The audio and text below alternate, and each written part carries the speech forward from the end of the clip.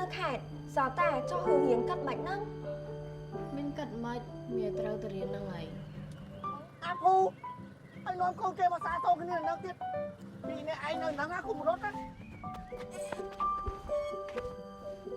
ទៅអីហ្នឹង និយាយច្រើនណាជួយលុយគូមកតន់លុយ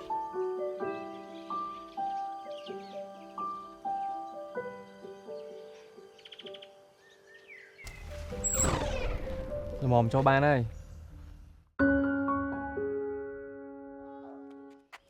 អាពូចប់ គេធ្វើពីបន្លែអាចគោខ្លះទៅ អញ្ចឹងប៉ាម៉ាក់ភូននៅណា ពួកគាត់ស្លាប់តាំងពីពេលផ្កាទៅកើត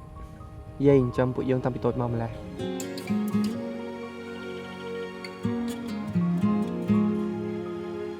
តែរឿងអាពូកិច្ចសាលាថ្ងៃមិញកិច្ចម៉ោងរៀនថ្ងៃមិញត្រូវនិយាយគ្នាហើយ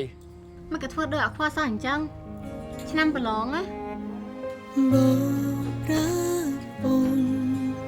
ថោអូនគ្មានក្នុងចិនបងទេបងថាគោលដៅស្នេហ៍ សុំទោសតែខ្ញុំក៏មិនបានសុំឲ្យសតែមកគ្រប់គ្រងជីវិតខ្ញុំដែរ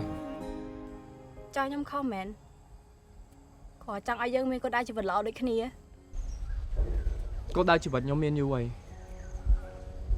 ប៉ុន្តែវាអត់ដែលមានសតែក្នុងនឹងទេ តើអូនពិតជា